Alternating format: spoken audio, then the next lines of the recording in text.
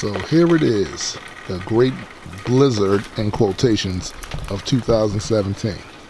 Gotta tell you, at least here in Maryland, it's a bit underwhelming, and I'm actually glad of that.